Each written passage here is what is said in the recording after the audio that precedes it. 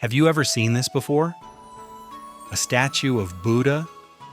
Across Asia, and even in parts of the Western world, these statues appear everywhere. Temples, markets, restaurants, even small shops on busy streets.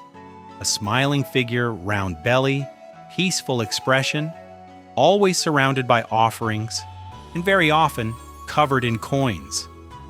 But here's something most people don't realize. Not all Buddha statues are the same. Some are calm and meditative, others are standing, lying down, or deep in reflection. And then there's this one.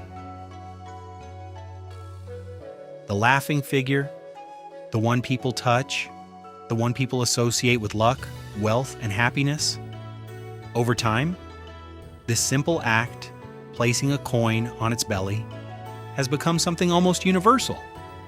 Locals do it, tourists copy it, and little by little, a tradition spreads without explanation.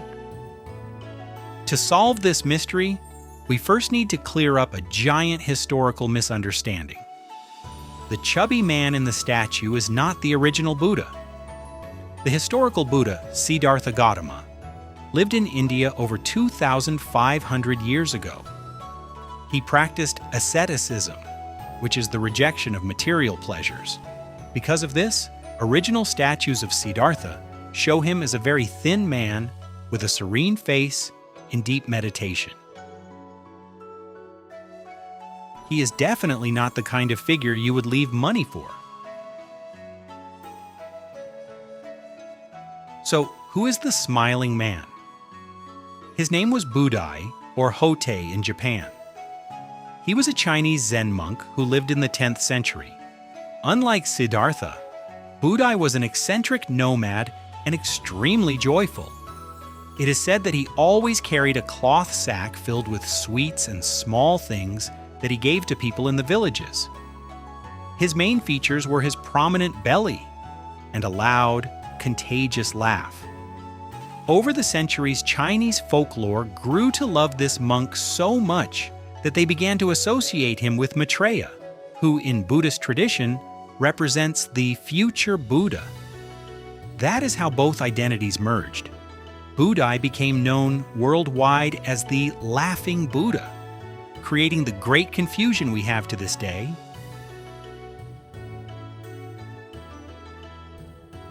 Now that we know this man is the monk Budai and not the founder of Buddhism, the next question arises.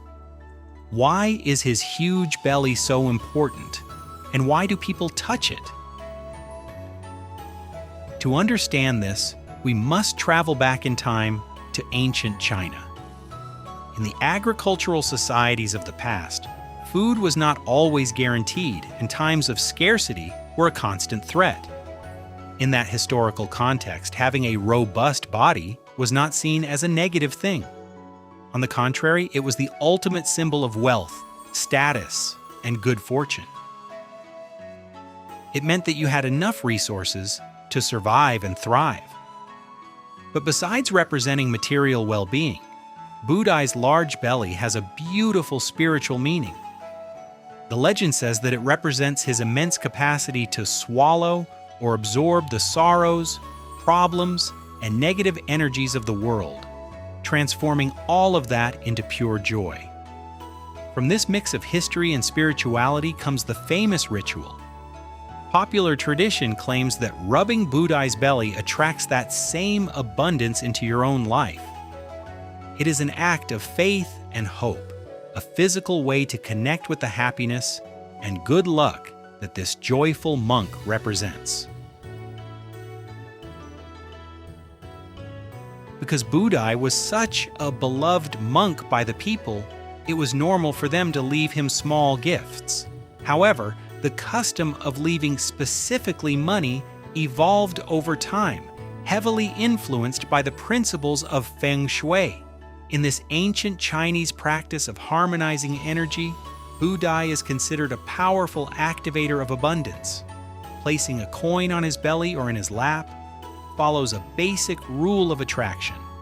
Money attracts money. It becomes a symbolic exchange. you leave a small offering to sow prosperity, hoping to harvest that wealth multiplied in your life or business. This symbolism became so powerful that modern statues of Buddha almost always include elements of wealth. Today, he is sculpted sitting on traditional Chinese gold ingots called yuanbao, holding ancient coins tied with a red thread or even accompanied by the mythical money toad. That is how a monk who was detached from material things transformed into the ultimate symbol of financial luck.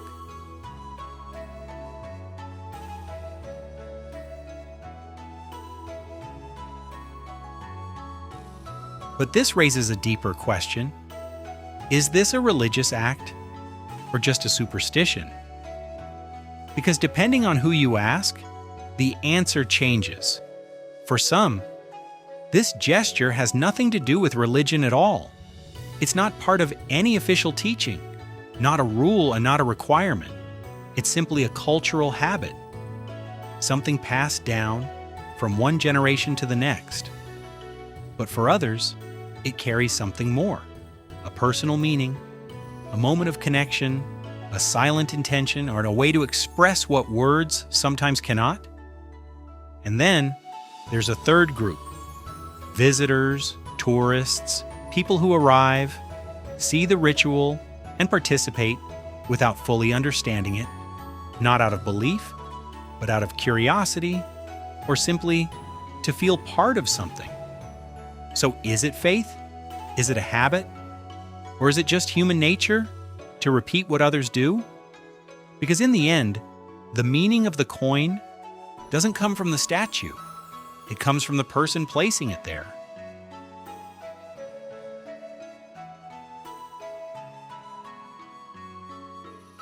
To finish, the next time you see this friendly character on a counter, you will know exactly who you are looking at.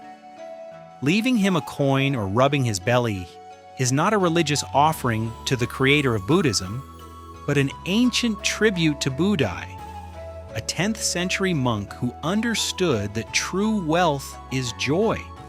Beyond whether you believe in feng shui or not, this small ritual connects us with the universal human desire to attract well-being and keep worries away. It is a reminder that we should face life with a big smile and without so many burdens on our backs, exactly as the laughing Buddha did.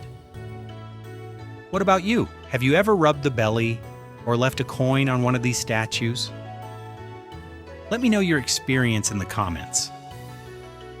If you like discovering the hidden why behind this custom, don't forget to subscribe to Discovery Why and like the video.